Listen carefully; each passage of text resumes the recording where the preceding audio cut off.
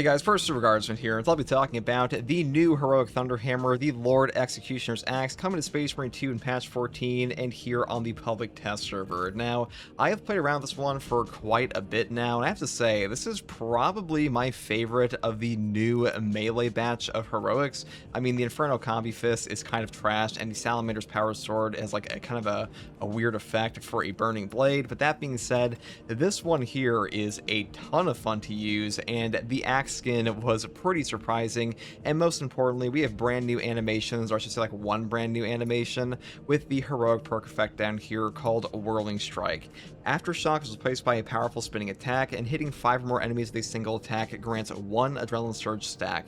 So this weapon here is of course defense type block, with 14 strength, 4 speed, and 7 cleaving potential, and I have to say this perk effect here is pretty damn fun to use. I actually think this is pretty comparable to a normal Aftershock.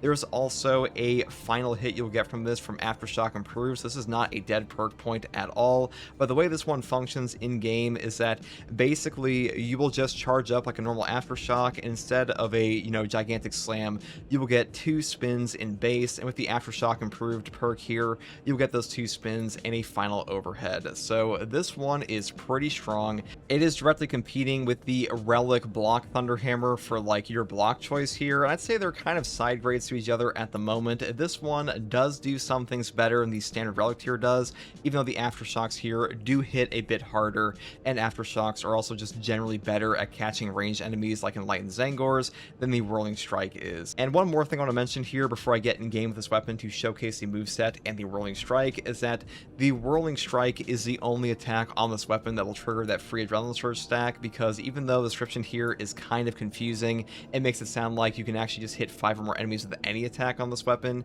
In my experience, it has only worked on the Aftershock, so just keep that in mind, and now it's time to showcase this weapon in game. So here we are in the battle simulator, and I want to showcase a standard Whirling Strike on this weapon without the Aftershock Improved perk. Now this is your base attack, so basically just do 2 spins, which is really not too bad on its own.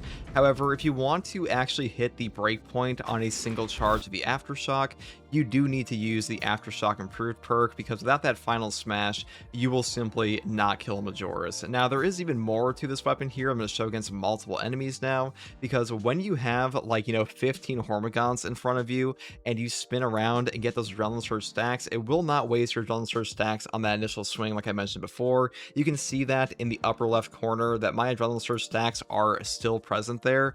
And one more thing is that if you do happen to block an enemy again after this, you will have your double stacks, which means this weapon's actually pretty good at getting armor back, which is a really nice addition to the game, because I think at the moment the block hammers in general, they are pretty strong. Being able to get your block charges faster, the stagger of those Adrenaline Surge stacks, that does help tremendously with the overall effectiveness of both this weapon and the standard Relic Thunderhammer, because block charges really are that strong for the Aftershock ability. So I'm pretty glad this one's a defense type block. I've also found that because the Whirling Strike gives you a massive amount of momentum and constantly takes you forward, you actually wind up dodging a ton of very obnoxious attacks in the game from things like Whip Warriors, unlike the normal Aftershock that kind of keeps you planted. So this one's actually pretty good for like a mobile Aftershock with pretty high damage, which is actually kind of surprising to me, because usually things that are like less predictable can be a bit obnoxious, but in the case of this one, even your backswing has a ton of AoE on it, so you will wind up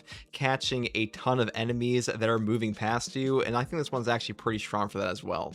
Now, some final thoughts on this weapon is that the increased speed here does help out a ton with the Seismic Chain and Shattering Impact perk combo. Having double ground slams, a little bit of extra speed, feels way better on this one than the standard Relic tier Thunderhammer, so I think this one is definitely losing on that front. And the only buff I would really want for this is that I think the final slam here, this Aftershock Improved ability, should definitely have more AoE.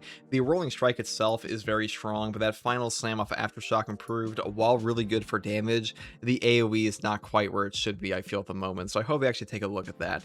And as far as the animations are concerned, this weapon has like identical animations to the standard Thunderhammer here. The only new animation is that Whirling Strike combo with the Aftershock or Aftershock Improved. Now, if you do want to swap this over to a standard Thunderhammer skin, you can do that, and I'm pretty sure that's the reason the animations are identical, because you don't have to play this as an axe, you can just play it as like a normal Thunderhammer, so that is an option if you want that, so keep that in mind.